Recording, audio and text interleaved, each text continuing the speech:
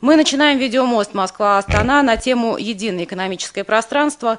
Проблемы становления и перспективы». 9 декабря в Кремле был подписан целый ряд соглашений, на базе которых с 1 января 2012 года начнет работать единое экономическое пространство, которое объединит три страны – Россию, Казахстан и Беларусь. Был дан старт углубленной интеграции трех стран, а сегодня мы в видеорежиме имеем уникальную возможность поговорить о перспективах становления единого экономического пространства с нашими уважаемыми казахскими друзьями. Я хотел бы всех вас и всех нас поздравить со знаменательным, очень знаменательным событием, подписанием всего пакета документов, которые формируют нормативно-правовую базу единого экономического пространства Республики Беларусь, Республики Казахстан и Российской Федерации.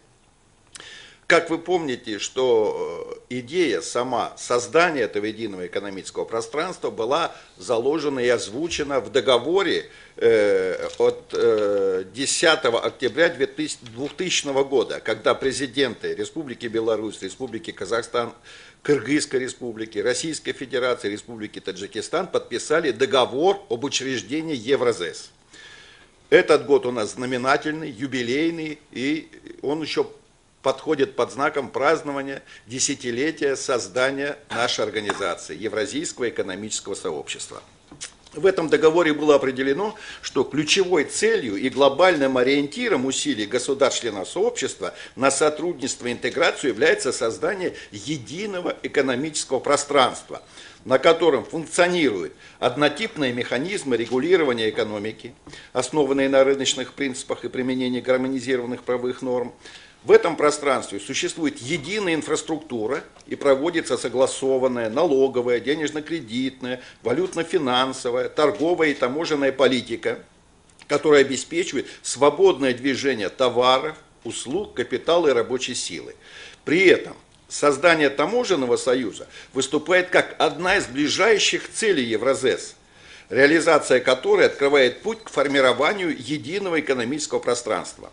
И основной задачей создания таможенного союза является формирование единой таможенной территории, на которой в отношении товаров, происходящих с этой территории, а также товаров из третьих стран, выпущенных в свободное обращение на ней, не применяются таможенные пошлины и ограничения экономического характера. Я думаю, что общие, можно сказать, книжные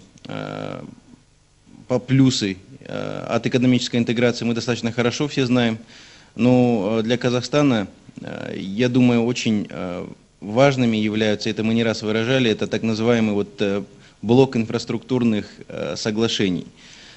Казахстан – закрытая страна, не имеющая выхода к морю, достаточно далеко находящаяся от привлекательных рынков Европы. И поэтому транспортная составляющая очень большая в себестоимости, в конечной цене нашей продукции. И, соответственно, получение хороших, преференциальных, льготных, недискриминационных тарифов и доступа в целом, физического доступа к инфраструктуре, в частности российских железных дорог, белорусских железных дорог, является крайне важным для нас. И по соглашению о доступе к услугам железных дорог, одно из соглашений пакета, мы именно это и получаем, недискриминационный доступ к услугам железных дорог наших партнеров, равно как и наши партнеры получают такой же доступ к инфраструктуре ЖД в Казахстане. Очень важным является вопрос, естественно, и транспортировки нефти. Также мы находимся далеко от рынков конечных потребителей нефти, пользуемся активно российской системой транснефти для транспортировки своих объемов. Вопросы решались до сих пор на уровне договоров хозяйственных субъектов, не было конкретной нормативно-правовой базы на уровне международных соглашений, поэтому закрепление вот этих недискриминационных подходов в межправительственном соглашении, я считаю, это очень большим плюсом. Это реализация той объективной закономерности, которая родилась как раз тогда, когда мы перестали существовать как союз. То есть интеграция как таковая – это неизбежное развитие экономик, так или иначе, если мы хотим в этом мире занимать достойное место. А кому, как не нам, интегрироваться, особенно России с Казахстаном, у которых всегда все прошедшее наше прошлое, все строилось на интеграции. У нас очень много общего в культуре, у нас есть общий язык общения. А самое главное, экономические связи, которые были в Советском Союзе, научные связи, потому что в Казахстане, несмотря на таком маленьком населении, порядка 3000 ученых работает тоже за рубежом. Казахстан от этого ничего не получает, и казахстанская школа, значит, вот, фундаментальной физики, политэкономии, биологии, философии, она занимала, ну, одно из первых мест в Союзе, мы не будем скромничать. Да, вот это все, оно как бы так или иначе, и спасибо, что наши президенты это увидели, оно предполагало объективность вот такой интеграции. Россия все-таки, как мы не говорим о инновациях, за последние годы становилась все более сырьевой экономикой. Белоруссия это была экономика и остается, в общем-то, очень государственной, в то время как и в Казахстане и в России идет активное развитие частного бизнеса. То есть различия у нас тоже были. И в этом контексте начало пути по дороге к интеграции несет в себе определенные сложности, но оно ведет к безусловному позитиву. Мы должны становиться ближе, наши экономики должны становиться более похожими друг на друга и более конкурентоспособными в мире, в нашем, так сказать, единстве.